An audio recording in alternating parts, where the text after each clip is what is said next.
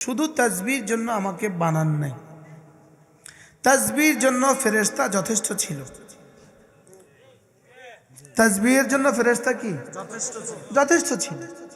শুধু তাসবির জন্য আমাদেরকে বানান নাই, শুধু তাসবির জন্য আমাদেরকে কি করেন নাই, বানান নাই।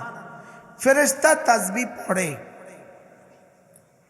সমস্ত মাখলুকাত তাসবিহ পড়ে, লেকিন তাদের তাসবিহ পড়ার মধ্যে কোনো নেকি নেই, কোনো নেকি নেই।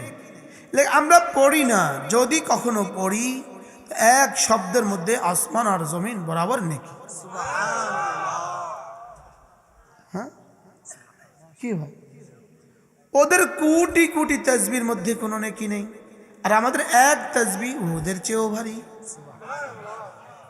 যেন ফেরেশতা জিজ্ঞেস করে, আল্লাহ বুঝে তো আসে না, এদেরকে এত দিচ্ছেন কেন, আমাদেরকে দিচ্ছেন না কেন?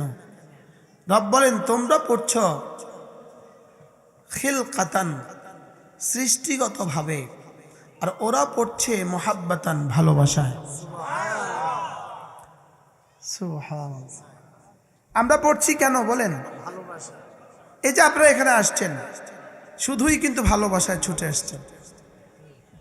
বাস্তব না বাস্তব বলেন? আমরা এখানে ছুটে আসছি কেন? শুধুই আল্লাহ তাআলার ভালোবাসা। আল্লাহ তাআলা বলেন, যদি তোমরা আমাকে ভালো না বাসো, আমি আরেক দল বানাবো, আরেক দল বানাবো যারা আমাকে ভালোবাসবে। আজি, যদি তোমরা আমাকে ভালো না বাসো, বলেন, যদি তোমরা আমাকে, আমি আরেক দল বানাবো যারা আমাকে। এখন বলেন তো দেখি, এটা আল্লাহর পক্ষে সম্ভব না অসম্ভব? আল্লাহ তাআলা বলেন, ওমাই ইয়ারতাদ্দা মিনকুম আন দীনি, তোমাদের মধ্যে কেউ যদি দ্বীন ছেড়ে দাও, দ্বীনের খোলাসা আল্লাহর ভালোবাসা। সুবহানাল্লাহ। ইবাদত কাকে বলে? হুয়াল খুশু ওয়াল খুজু বিল হুব, ভালোবাসার সাথে নিজেকে লীন করে দেওয়া। সুবহানাল্লাহ। বলেন, ভালোবাসার সাথে নিজেকে বিলীন করে দেওয়া। এই জন্য ইবাদতের সর্বশ্রেষ্ঠটা হলো সেজদা।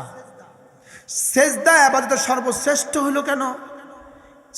সেজদা নিজেকে বিলীন করে দেওয়ার সর্বশ্রেষ্ঠ উপায়। সুবহানাল্লাহ। বলেন, ওয়াদউল জাবহাতি আলাল আরদি, তোমার সবচেয়ে দামি তোমার পেশানি, তোমার ললাট আমার ভালোবাসায় জমিনে রেখে দেওয়া। এটা আমার বিনয়ের চূড়ান্ত সীমা, এই জন্য এটা ইবাদতের চূড়ান্ত সীমা।